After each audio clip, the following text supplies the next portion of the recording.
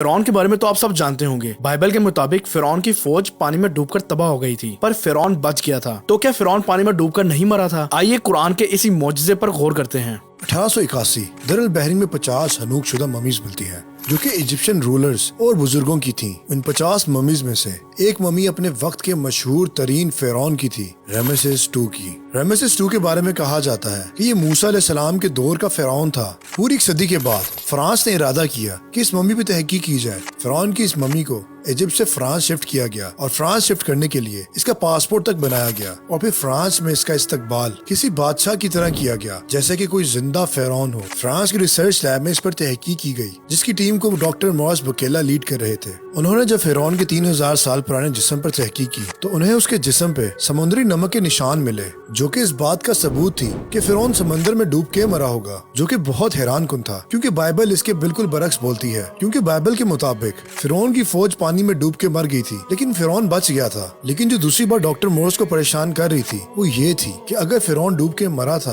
तो उसका जिस्म अब तक बरकरार क्यों है, और क्यों उसका जिस्म बाकी हनूकशुदा मम्मी जैसा है। अभी वो इसी कश्मकश में थे कि उन्हें किसी ने आके बताया कि कुरान में भी यही बताया गया है कि फिरौन पानी में डूब के मरा था, और ये भी बताया गया कि क़यामत तक के लिए उसका जिस्म बरकरार रहेगा। और जब डॉक्टर मॉरिस को इस बारे में पता चला तो वो हैरान रह गए कि कुरान तो फिरौन के मरने के 2000 साल बाद नाजिल हुआ था। फिर डॉक्टर मॉरिस ने सऊदी अरब जाने का फैसला किया, जहाँ पे उस वक्त मेडिकल कॉन्फ्रेंस हो रही थी। और फिर इस कॉन्फ्रेंस में डॉक्टर मॉरिस ने अपनी तहकीक का जिक्र किया और उन्होंने बताया कि फिरौन का जिस्म डूबने के बाद भी अब तक सही सलामत है। और फिर उनमें से एक शख्स उठा और उसने डॉक्टर मॉरिस को कुरान की आयत सुनाई, और हमने बनी इसराइल को दरिया से पार कर दिया तो फिरौन और इसके लश्कर ने सरकशी और तादी से इनका ताक़ुब किया, यहाँ तक कि जब इसको गर्क ने आ पकड़ा तो कहने लगा कि मैं ईमान लाया कि जिस पर बनी इसराइल ईमान लाए हैं इसके सिवा कोई माबूद नहीं, और मैं फरमा बरदारों में हूँ। जवाब मिला, अब ईमान लाता है,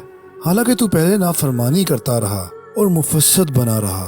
तो आज हम तेरे बदन को दरिया से निकालेंगे ताकि तू पिछलों के लिए इबरत हो, और बहुत से लोग हमारी निशानियों से बेखबर हैं। डॉक्टर मॉरिस इस आयत को सुनने के बाद इतना एक्साइटेड हो गए कि वो भरे मजमे के सामने खड़े हो गए और ऊंची आवाज में कहने लगे कि मैं मुसलमान होता हूँ और इस कुरान पर यकीन रखता हूँ।